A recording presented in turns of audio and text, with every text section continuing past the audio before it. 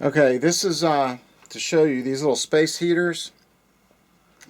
It's a good idea probably every year or so, or maybe 2 years, to take them apart and just kind of vacuum it out, because this one's now over a couple years. It's just your standard box ceramic heater.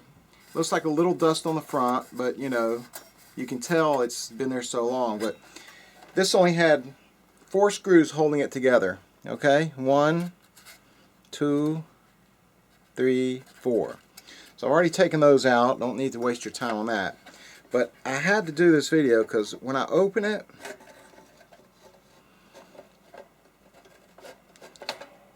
let's make sure the wires don't get caught. I want you to see what we're dealing with here. Okay, this is the front. Let me zoom back a little bit. This is the front. Look at this. Look at that. Look at that. Oh my gosh. You would think we live in a hoarder's house or something. Don't look at this room. But anyways, yeah, that is not only dirty, that's dangerous.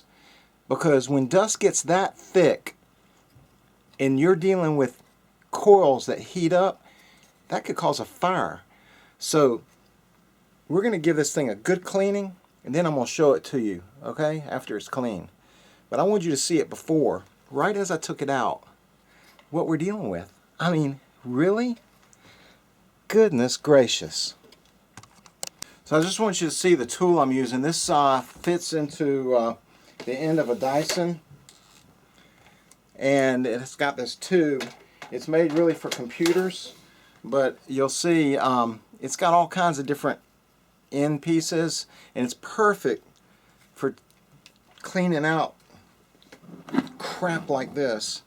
And I'll just show you as I turn it on, but I won't. Again, it's going to take me a while, so I'm not going to bore you with the whole thing, but it'll help if you plug in the vacuum. Forgot to mention that vacuums work best when they're plugged into the wall.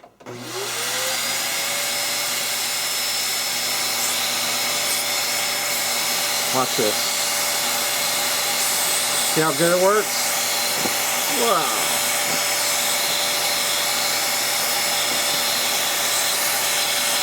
Alright, so you get an idea. I'll be back. Okay, so you saw the tool that I used to get into all the crevices. I used some paper towel and then a real thin tool to kind of get into the ones that are kind of stuck. And then to finalize it, a good idea to get some compressed air and just kind of give it a good once over so you can still see stuff blowing out, because this will get areas that even with that small tool you can't get. And I want you to see the difference in this. I mean, night and day. I took a picture of the before. I'm going to take a picture, and I don't know if I can post the picture separately, but it's pretty amazing. I mean, it looks like new now. Look in there. Look at that. Remember before? So what this will do is a couple things. A, I mean, safety. That's always number one. Just like with our country, it doesn't matter about all the other crap and all the other things if you're not safe. So all the other stuff with it doesn't matter if it's not safe. So we got the safety issue taken care of. Then, of course, you don't want all the dust because it's nasty and it's not letting the coils work efficiently and the blower work efficiently. I went over the blade also. I may have to just do a little more of that. Then we're going to put it back together and show you it's working. But so far, this was beyond what I imagined how dirty it would be. Just so you see, heaters come in a wide variety of shapes, sizes, and whatnot. I don't know if it's because they're old or I just got lucky, but these are just standard Phillips head, and you can see they're magnetized. My screwdriver's magnetized. Now, if you have one that, let's say, it may have a hex screw or something like that, but they make, you can get all kinds, and sometimes a little kit or the part will cost you maybe 50 cents or $1, and you'll always use it. Sometimes there's stars, like this little tool is for I'll show you star, and a lot of this one in particular. Let's see what size it says on here. I've used that one a lot for different things like an automobile and stuff like that. Just a good idea when you take the screws out. You know, I'm just putting them right there.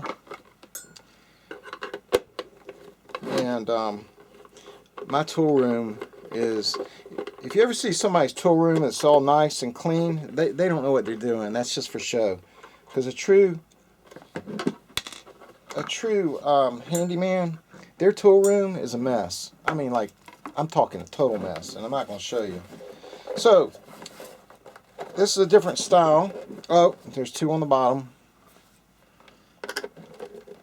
Always, just be sure there's usually some hiding. And there's always going to be one. See, there's always one that's impossible to do. So I'm going to have to get a different size Phillips head, but I'll show you what this looks like in 1 second. Okay, so I just couldn't help. I want you to be as surprised as I am. I'll just lose a screw. Anyways, because this one is relatively new, or newer. Let's say it's not used as much as the other one I cleaned, but not the one that's in this video, but the other one. But I want you to see. I mean, it never ceases to amaze me. If you look in there, look at it. I don't know if you can see the inside. Let me see. Look beyond the fan at the ceramic. I mean, God almighty, it is just completely blocked in there. Completely blocked.